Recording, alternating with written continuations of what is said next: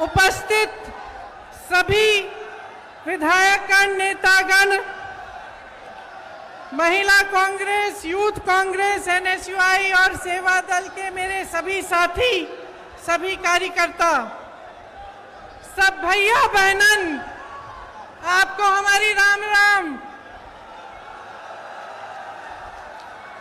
मैं आज ग्वालियर चंबल में आई के बड़ी खुशी भई। मैं पहले भी पीताम्बरा मैया के दर्शन को आई हती। मोई दादी इंदिरा जी आपके क्षेत्र में आई हती। उनने मोए रानी लक्ष्मीबाई की कहानी खूब सुनाई हती। मैं बचपन में तुम्हारे क्षेत्र की वीरता और साहस की कहानियां पतो है। इतने दूर दूर से आई मेरी बहनन और भैया, आप सब लोगों का धन्यवाद। देखिए, मैं यहाँ ग्वालियर आ रही थी तो मेरे साथियों ने, कई साथियों ने मुझे मुद्दे भेजे कि कौन कौन से मुद्दे हैं जो ग्वालियर में, मध्य प्रदेश में महत्वपूर्ण है और मुझे भाषण में क्या क्या कहना चाहिए। जब मैं उन मुद्दों को पढ़ रही थी, उन सुझावों को पढ़ रही थी, तो मुझे लगा कि ज्यादातर नकारात्मक बातें थी और मेरे मन में ये बात आई कि क्या हमारी राजनीति आज सिर्फ आरोप और प्रत्यारोप में फंस गई है? क्या इससे आगे भी कोई राजनीति हो सकती है? इससे बढ़कर भी हम कुछ ऐसी बातें कर सकते हैं जो जनता की मतलब की बातें हों। देखिए, भारतीय राजनीति की नींव स्वतंत्रता के आंदोलन से में डली थी। स्वतंत्रता का जो हमारा आंदोलन था उसे सत्याग्रह का नाम दिया गया था। तो सत्य की लड़ाई थी। तो हमारी पूरी राजनीति की जो नींव है वो उसी लड़ाई में है, तभी डली। तो हमारी एक परंपरा रही है हमारे देश की कि हम नेताओं में सभ्यता, सरलता, सादगी और सच्चाई ढूंढते हैं। हम चाहते हैं कि ऐसे नेता हो जिनमें ये स्वभाव हो और किसी के आधार पर दर्शकों के लिए हमारी राजनीति चली। लेकिन आज परिस्थितियां बदल गई हैं। आरोप प्रत्यारोप, एक दूसरे की बुराई, हम मंच पे आते हैं, आपको गिनवा देते हैं कि इनके क्या गुण हैं और अवगुण हैं, वो हमारे गिनवा देते हैं। और मुझे अक्सर लगता है कि इस बीच जो जनता के असली मुद्दे हैं वो डूब जाते हैं। आजकल शोहरत, बड़े बड़े बिजनेस वालों को देश की संपत्ति सौंपने की राजनीति, अहंकार की राजनीति चलती है। मैं भी जब यूपी गई तो मेरे साथियों ने बोला, दीदी बड़ी गाड़ी में बैठो। मैंने कहा क्यों? कहते भोकाल होना चाहिए। तो आजकल भोकाल की राजनीति है, शान शोहरत की राजनीति है और कहीं पे बीच में जो जनता की समस्याएं हैं, जो सत्य है इस देश का, वो डूब रहा है। यहां खड़े होकर ये कहना बहुत आसान है, दूसरों की आलोचना करना बहुत आसान है। आखिर राजनीतिक सभ्यता को कायम रखने की सबसे बड़ी जिम्मेदारी किसकी होती है? प्रधानमंत्री की ही होती है। लेकिन 2 दिनों पहले की बात है, विपक्ष की बहुत बड़ी मीटिंग हुई। तमाम विपक्षी दल के बड़े बड़े वरिष्ठ नेता आए। उसी दिन या अगले दिन प्रधानमंत्री जी का एक बयान आया और इस बयान में उन्होंने कहा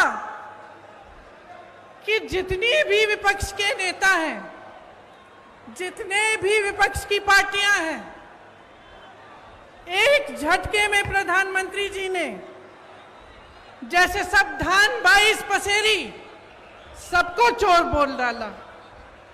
इतने वरिष्ठ नेता, अपने अपने प्रदेशों के प्रतिनिधि, बड़ी बड़ी पार्टियों के नेता, जिन्होंने आजीवन देश के लिए संघर्ष किया, जिनका देश प्रदेश में आदर है, जो जनता के मुद्दे उठा कर आगे बढ़े राजनीति में, उनका इस तरह का अपमान प्रधानमंत्री जी ने खुद कर दिया।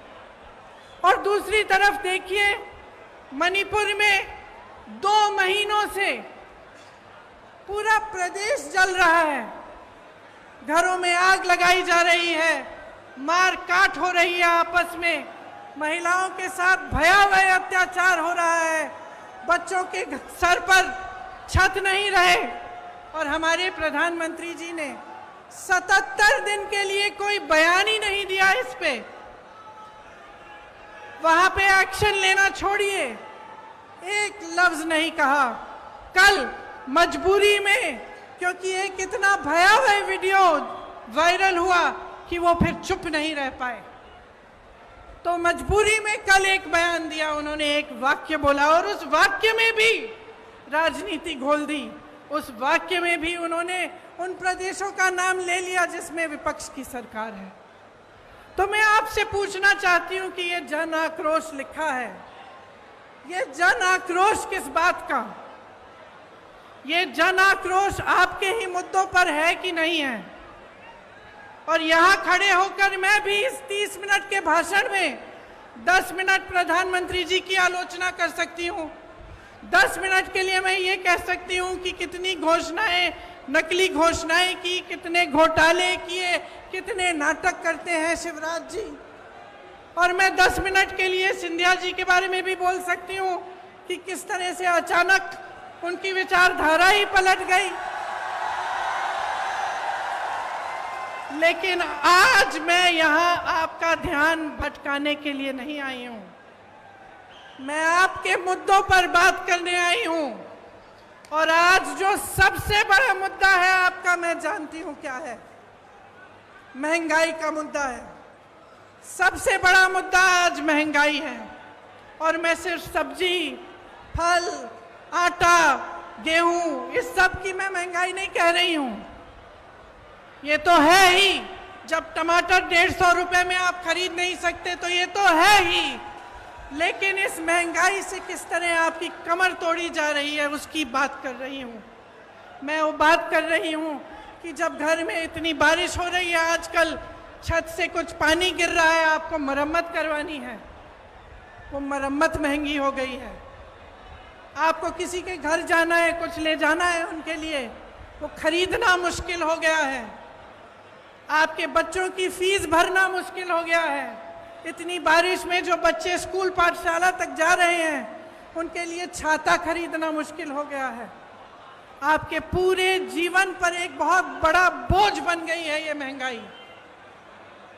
तो ये सिर्फ टमाटर के भाव की बात नहीं है, ये बात आपके जीवन की है कि किस तरह आप गुजारा कर पा रहे हैं, मैं समझ नहीं पा रही हूँ। मेरी बहनें यहाँ बैठी हैं, सबसे बड़ा बोझ इन पर है। समाज का बोझ, महंगाई का बोझ मेरी बहनें उठाती हैं सबसे ज्यादा। आज रसोई के लिए सामान खरीदना है, तेल खरीदनी है, वो भी नहीं मिलती। गैस का सिलेंडर मिलता तो था, उसमें गैस भरना ही मुश्किल हो गया है। आज आपको खरीदने जाना है तो 1000 रुपए से कम नहीं मिल रहा। बच्चों की परवरिश कैसे होगी? सुबह उठ के आप अगले दिन का सामना कैसे करते हैं? कोई बीमार पड़ जाता है तो घबराहट उनकी भी होती है और इस बात की भी होती है कि मैं दवाई कहाँ से खरीद के लाऊं।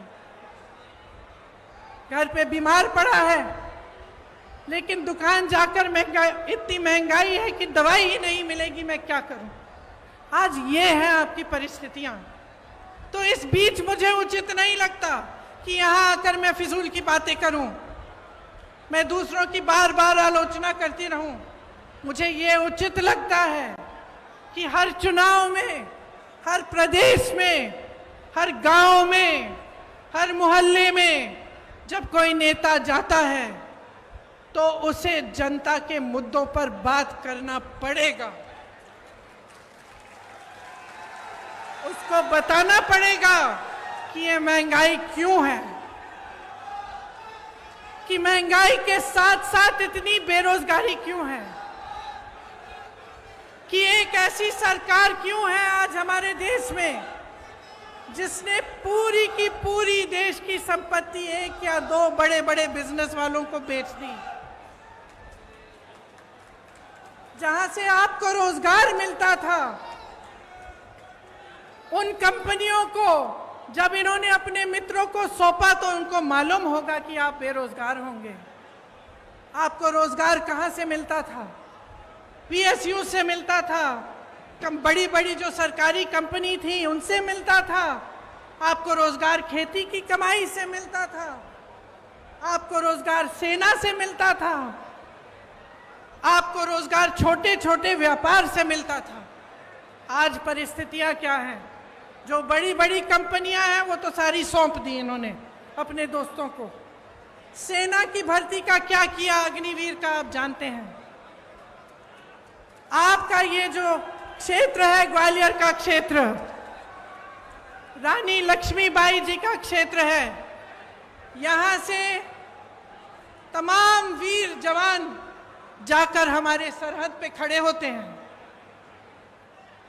आप जानते हैं सबसे अच्छी तरह कि जब से अग्निवीर की स्कीम आई और 4 साल की सेना में भर्ती कराई गई, तब से क्या स्थिति है। मैं कुछ हरियाणा के नौजवानों से मिली, उन्होंने मुझे बताया कि ट्रेनिंग से ही लोग वापस जा रहे हैं घर। तो कहते हैं कि हम इतनी ट्रेनिंग, इतनी कड़ी ट्रेनिंग कर किस लिए रहे हैं। हम इतनी कड़ी ट्रेनिंग इसलिए कर रहे हैं कि 4 साल बाद हम बेरोजगार होकर वापस आ जाएं, और जब घर आएंगे तो सरकार ने ये परिस्थितियां बना दी हैं कि घर पे भी किसानी से चाहे जितनी भी मेहनत कर लो, इतनी महंगाई है, इतनी मुश्किलें हैं कि किसानी से भी नहीं कमा पाएंगे। तो घर आकर क्या करेंगे? वहां भर्ती के लिए तमाम नौजवान पढ़ाई करते हैं, माँ बाप मेहनत की कमाई से उनके लिए पैसे इकट्ठे करते हैं। कोई 10,000 के ट्यूशन, कोई 20,000 के ट्यूशन करता है, और फिर देखिए पटवारी के इम्तिहान में किस तरह से घोटाला हो गया। तो इन चीजों का समाधान क्या है? आज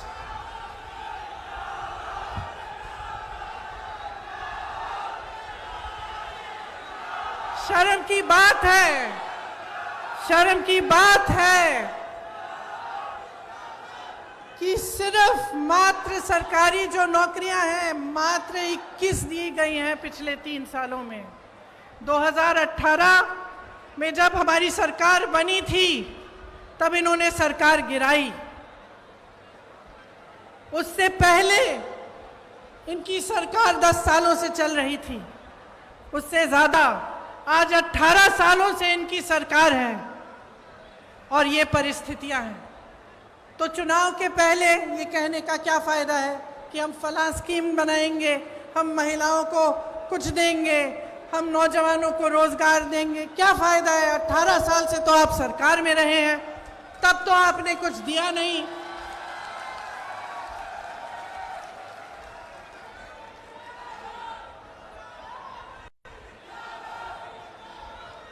तो ये परिस्थितियां हैं, ये सच्चाई है।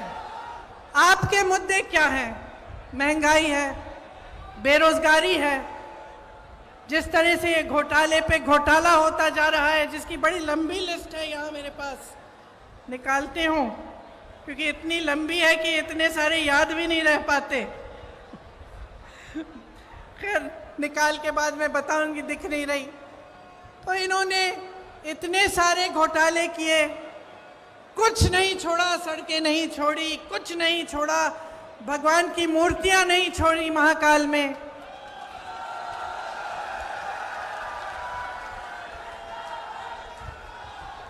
देखिए,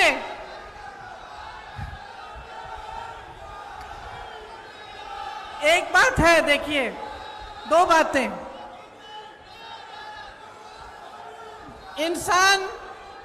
इंसान की जो नींव होती है ना, उसी तरह की नियत होती है, और उसी तरह से जो सरकार होती है उसकी जो नींव होती है उसी तरह की नियत होती है। ये जो सरकार इन्होंने हमारी सरकार गिरा के बनाई, इसकी नींव ही गलत थी, पैसों से खरीदी सरकार है। तो इसकी नियत, इसका नतीजा क्या है कि इसकी नियत ही खराब है। शुरू से सिर्फ लूट, सिर्फ घोटाले में ध्यान रहा है। ऊपर से 18 साल से सरकार चली आ रही है। अब आप बताइए, 18 सालों के लिए जिसके पास सत्ता होती है उसको क्या होता है? 18 सालों से सत्ता में रहने से अहंकार होता ही होता है, और इस कदर होता है कि जो आसपास के अधिकारी होते हैं, जो साथी होते हैं, वो भी सच्चाई नहीं बताते। तो 18 सालों में नेताओं की ये आदत अक्सर हो जाती है कि वो सोचने लगते हैं कि सत्ता तो हमेशा ही उनके साथ रहेगी, और जब हमेशा सत्ता साथ रहेगी तो काम करने की क्या जरूरत है भैया? कोई पूछने वाला तो है नहीं। जब समय आएगा ध्यान भटका देंगे, जब समय आएगा दूसरी बातें कर लेंगे जिससे जनता के जज्बात जुड़े हुए हैं। फिर से जनता भूल जाएगी कि महंगाई है, जनता भूल जाएगी कि बेरोजगारी से मर रही है, जनता भूल जाएगी कि किसान खेती नहीं कर पा रहा, कुछ खरीद नहीं पा रहा, पेट्रोल डीजल के दाम इतने बढ़ गए हैं, और फिर से हमें वोट मिल जाएगा। 18 क्या 5 साल और हम सत्ता में रहेंगे, हमें कुछ करने की जरूरत नहीं है। और आज मध्य प्रदेश में यही परिस्थितियां हैं। सत्ता की वजह से अहंकार है, सत्ता की वजह से आलस है, और सुन लीजिए, सत्ता का स्वभाव है कि वो इंसान की भी असलियत उभार देती है। ये सत्ता का स्वभाव है। आप सत्ता को एक नेक इंसान के हाथ में दो, वो भलाई करेगा, आपकी सेवा करेगा। आप सत्ता को गलत इंसान के हाथों में दे दो तो इसी तरह की लूट मचेगी जो आपके प्रदेश में आज मच रही है।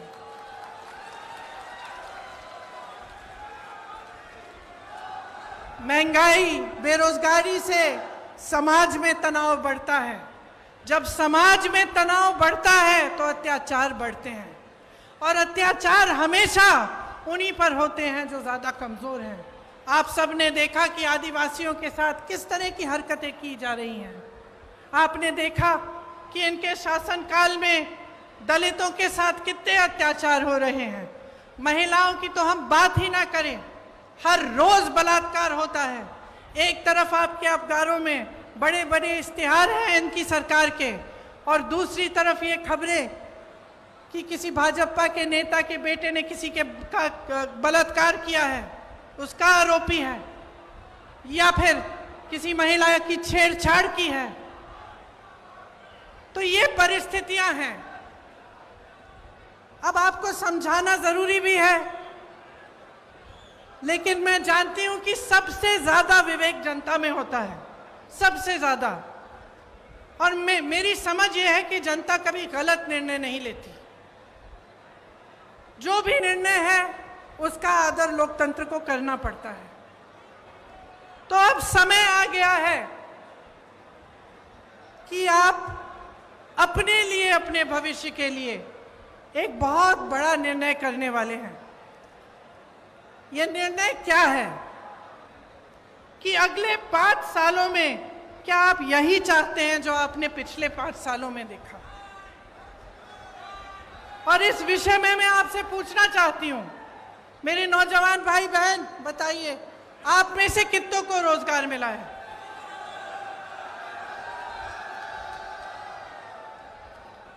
मेरे किसान भाई बहन यहाँ हैं, आपकी जिंदगी बेहतर हुई है कि नहीं? नहीं हुई? 5 सालों में आपकी तरक्की हुई है कि नहीं? यहाँ व्यापारी होंगे, छोटे दुकानदार वाले भी होंगे, रेहड़ी पटरी वाले भी होंगे, क्या आपके जीवन में तरक्की आई है कि नहीं? आप कितनी मेहनत से कमाते हैं, कुछ नहीं बचता आपके पास। और जो आप पर सत्ता है, जो जिनके पास सत्ता है, जो आप पर राज कर रहे हैं, आलस के बावजूद घोटाले पे घोटाले कर करके कमा रहे हैं। बड़े बड़े आलीशान महल हैं उनके, बड़े बड़े बिजनेस वालों के साथ घूमते फिरते हैं, लेकिन आपके पॉकेट में, आपके जेब में एक पाई नहीं बचती। आज ये अभाव है तो इसलिए है क्योंकि आप जागरूक नहीं बने हैं। मैं आप ही को दोषी ठहराऊंगी कि आपकी जागरूकता में कमी है। आप नेताओं से सही सवाल कर नहीं रहे हैं। आप नेताओं से पूछिए कि इतने घोटाले क्यों हो रहे हैं, कि आपने 22,000 घोषणाएं की, उसमें से क्या आपने 2,000 भी पूरी की? आप क्यों नहीं पूछ रहे हैं कि ये 20-25 घोटाले, इनकी जो लिस्ट है ये हर रोज बढ़ती कैसी चली जा रही है? आप ये नहीं पूछते कि आपके लिए इतनी महंगाई और इस देश के जो बड़े बड़े उद्योगपति हैं, जिनको इन सरकारों ने आपकी संपत्ति दे दी है, उनकी कितनी कमाई है? मैं बताती हूँ। 1600 करोड़ रुपए एक उद्योगपति एक दिन में कमा रहा है, जिसको इस देश की संपत्ति दे चुके हैं। 1600 करोड़ रुपए एक दिन में, और इस देश का किसान एक दिन में 27 रुपए नहीं कमा पा रहा। तो आज मैं आपसे पूछना चाहती हूं, बदलाव चाहते हो कि नहीं चाहते हो? आप एक ईमानदार सरकार चाहते हो कि नहीं चाहते हो? आप इस सरकार को हटाकर एक ऐसी सरकार बनाना चाहते हो जो आपके लिए दिन रात एक करके काम करे कि नहीं? आज 1600 युवा बेरोजगार हैं प्रदेश में। 1600 युवा आत्महत्या कर रहे हैं बेरोजगारी की वजह से। युवा जो होता है वो आशा रखता है, महत्वाकांक्षाएं होती हैं उसकी, माँ बाप के लिए कुछ करेगा, कमाएगा, घर में जो बच्चे हैं उसकी परवरिश करेगा। आज वो सारे सपने तोड़ दिए हैं। क्या आप ऐसी सरकार चाहते हैं जो रोजगार दिलवाए, जो आपको मजबूत बनाए, जो मध्य प्रदेश के नौजवानों को अपने पैरों पे खड़ा करे कि नहीं? मैंने उत्तर प्रदेश में एक नौजवान से पूछा कि बेटा, ये जो राशन की बोरी तुम्हें दी जाती है, तुम्हें ये चाहिए कि तुम्हें नौकरी चाहिए? मैं सबसे पूछती थी, एक ऐसा नौजवान नहीं था जिसने कहा मुझे राशन की बोरी दो। एक नहीं था। जितने भी नौजवान थे, चाहे जितने गरीब हों, चाहे छोटे छोटे से घर में रहते हों, वो सब कहते थे हमें रोजगार चाहिए, हमें नौकरी चाहिए, हम अपने पैरों पे खड़े होकर अपने परिवार के लिए खुद कमाना चाहते हैं। और इस सरकार ने आपको निर्भर बनाने का काम किया है। आपको राशन पर निर्भर करेंगे या आपको अपनी फालतू की स्कीमों पर निर्भर करेंगे जिसमें आपको कुछ मिलता भी नहीं है, लेकिन आपको रोजगार नहीं दिलवाएंगे, आपको अपने पैरों पर खड़े होने का काम नहीं करने देंगे। इसीलिए कांग्रेस जो है वो आपके लिए कुछ वादे, कुछ गारंटी लाई है। जब मैं कहती हूं कि कांग्रेस गारंटी देगी, तो मैं इस आधार पर कहती हूं कि हमारी जहां जहां सरकारें हैं, वहां वहां हमने जो गारंटी दी वो निभाई जा रही हैं। चाहे आप मध्य प्रदेश में, चाहे आप कर्नाटका में, चाहे आप हिमाचल प्रदेश में, चाहे आप राजस्थान में देखें, तो जो वादे किए थे वो निभाए जा रहे हैं।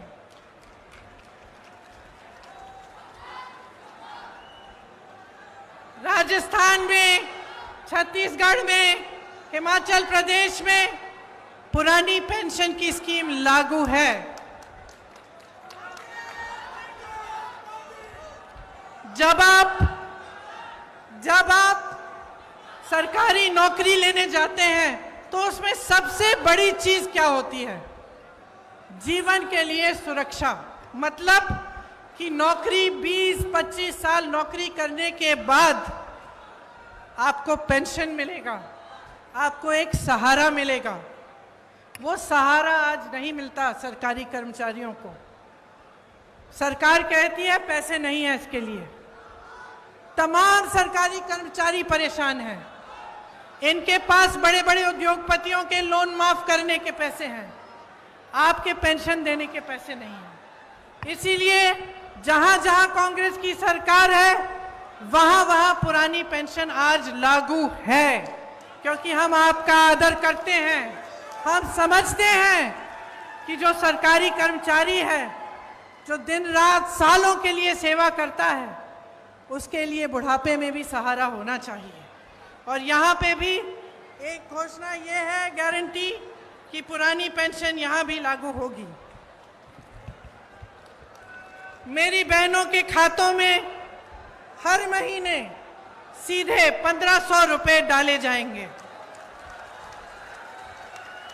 जो गैस का सिलेंडर आज आपको 1000 रुपए से कम में नहीं मिल रहा है, आपको 500 रुपए में दिलवाया जाएगा। 100 यूनिट बिजली आपको माफ होगी, मुफ्त में मिलेगी। और 200 यूनिट पर बिजली बिल आधी की जाएगी। जो किसानों के कर्ज माफ करने का काम हमने 2018 में शुरू किया था, वो नई सरकार अगर कांग्रेस की बनेगी तो उसे पूरा करेगी।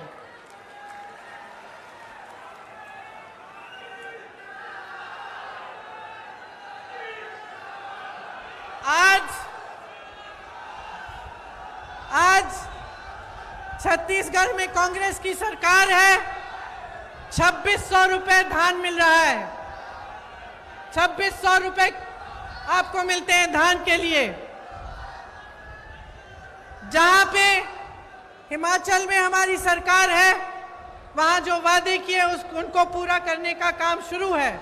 कर्नाटका में कहा था कि महिलाओं को बस में यात्रा मुफ्त में मिलेगी, आज महिलाएं मुफ्त में यात्रा कर रही हैं।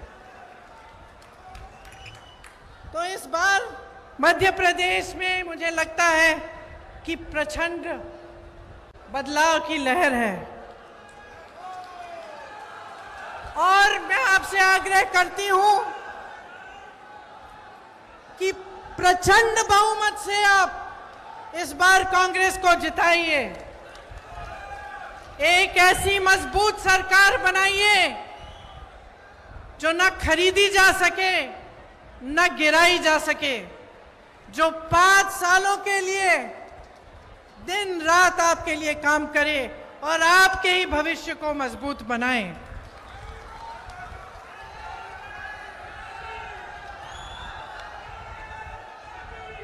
एक ऐसी राजनीति लाइए अपने प्रदेश में जो आपके भविष्य को मजबूत बनाने के लिए आपकी समस्याओं को सुलझाने का काम करे। आपकी जितनी भी छोटी छोटी समस्याएं हैं और जितनी बड़ी समस्याओं से आप जूझ रहे हैं, उनको सुलझाने का काम पहले दिन से शुरू होना चाहिए। और कमलनाथ जी से मैं अपनी तरफ से एक छोटी सी मांग अपनी तरफ से भी करना चाहती हूँ। अभी रास्ते में मैं यहाँ आ रही थी तो कुछ मुझे दिव्यांग लोग मिले। उन्होंने कहा कि उनका पेंशन सिर्फ मात्र 600 रुपये है। तो मैं आपसे आग्रह करती हूँ कि आपकी जब सरकार बनेगी तो उनका पेंशन भी ज़रूर बढ़ाइएगा।